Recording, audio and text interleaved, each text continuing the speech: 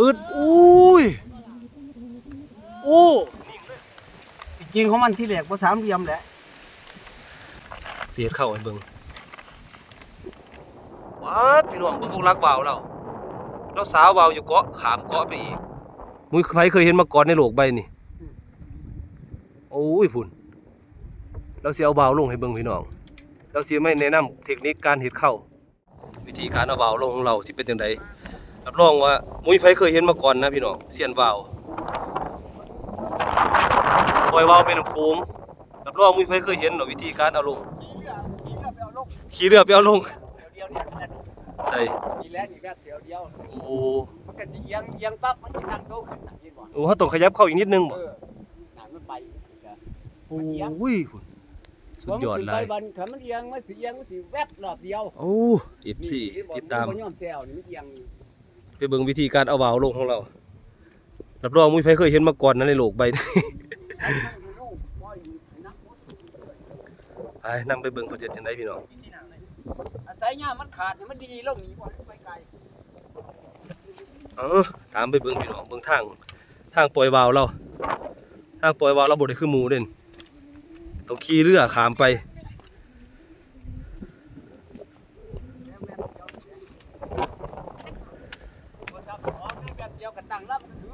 โอ้มาแล้วครับเบิ่งที่พุ่นสิพาไปเอาบ่าวลงที่การปล่อยบ่าวเราบ่ได้ปล่อยคือหมู่เด้คนอื่นเขาปล่อยในไห้ในหน้าไอ้ยันปล่อยข้ามเกาะเลยโอ้เราผูกข้ามเกาะพี่โอ้อยู่นี่มุ้ยไผก็สามารถมาแก่ได้เลยบ่นี่โอ้ยพี่น้องเบิ่งเด้อเบิ่งรักบ่าวเราโอ้บัดวิธีการสาวบ่าวเจ้าสาวแบบนี้บ่ว้าพี่น้องเบิ่งของรักบ่าวเราสาวบ่าวอยู่เกาะขามเกาะไปอีกโอ้สาวไปคือสาวเสือกเบ็ดเสือกอันนี้ตัวนี้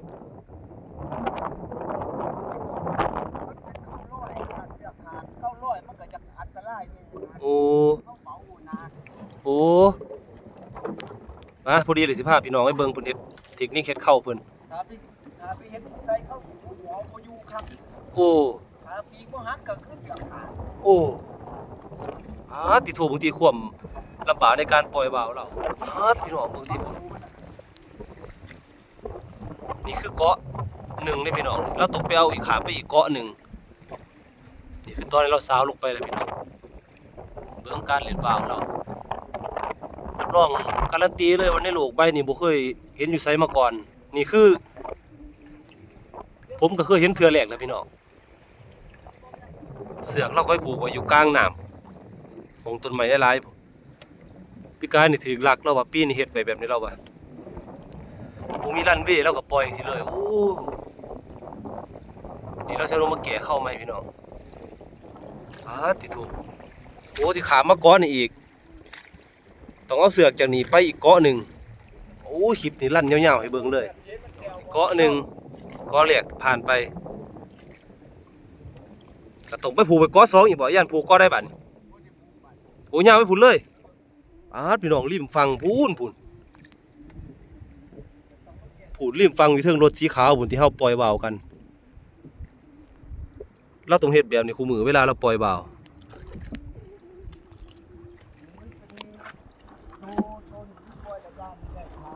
เมื่อกี้นี้เราขามเกาะนะมา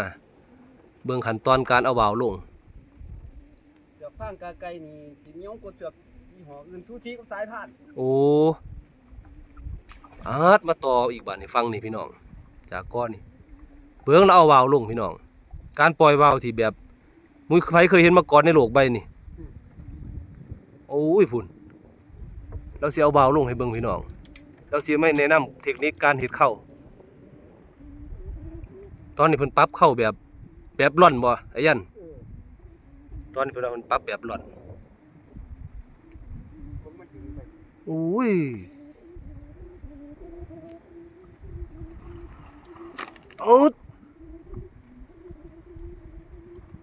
แต่มื้อเช้านี่ก็ไปพุ่นได้โอ้มื้อเช้านี่ออกทั้งตะเวนออกพุ่นโอ้ไปพุ่นเฮาลงมาไกลสิฮอดตอนนี้อันตรายบ้านคนบ่อยู่หายันเฮ็ดจังได๋ก็ ก็บ่ลงแซวอยู่เนี่ยกันบ่หา โอ้ ที่ควบหมู่เขา โอ้ย บ่จะว่าลง โอ้ยบ่จูบบ่ไอ้ยันปัด สาวที่มัน เบาใส่ใหญ่คือว่าแหล้ว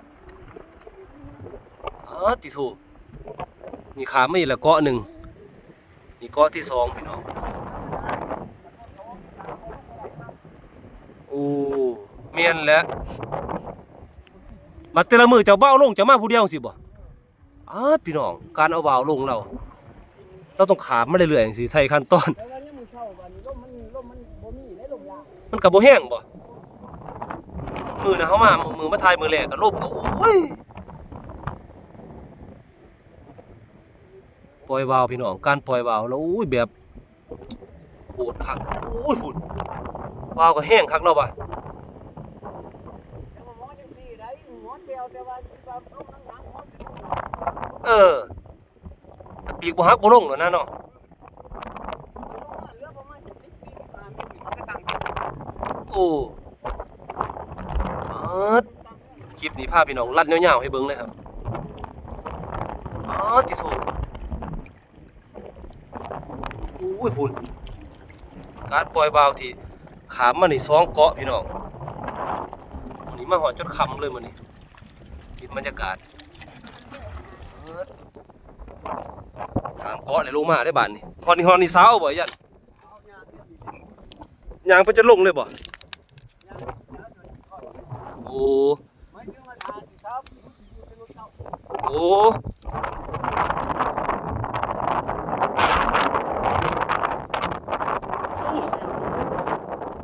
สู้เป็นสู้เลย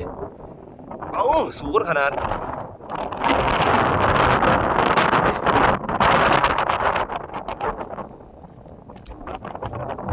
เกาะ2เกาะมาแล้วโอ้ยนั่นปล่อยมาเลยอุ้ยสั้นครับคุณเราสิเอาเบาลงโอ้ยเสียวครับพี่น้องเพื่อที่ผ่านขั้นตอนแต่ละอย่างมาได้การเอาเบาลงของเรา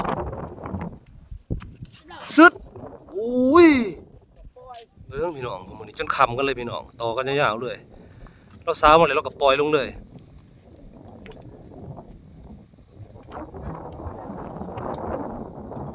การปล่อยเบาที่ลำบากแค่พี่น้องบางทีมุ้ยไพ่เคยเห็นมาก่อนครับคลิปนี้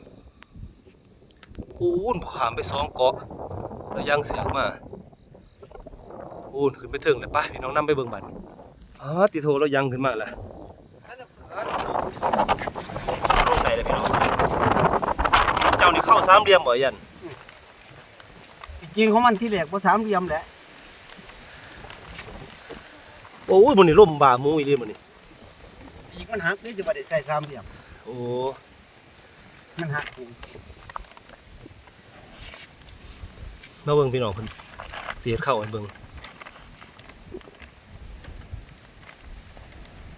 เอาลงไปแก่เลยไปปวดหลอดหินไป ฝุ่นไปพูดได้เลย มันดึงไปเส้นนี้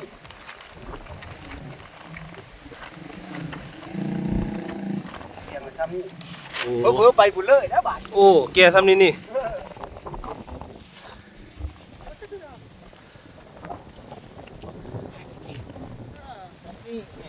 ฮะหลังจากเอาลงมาแล้วต้องตึงสิตึงเนี่ยว่าตึงด้วย อึดนิ่งเลยบาดนี่วันนี้เอาก็จนคำเลยไงยันผลพายเบิ่งเทคนิคการเอาวาวลงการปล่อยการเอาลงของเราแต่ละมือเมื่อกี้เราแต่งเข้าให้เบิ่งพี่น้องว่าการเวียงนิดนึงมันก็ไป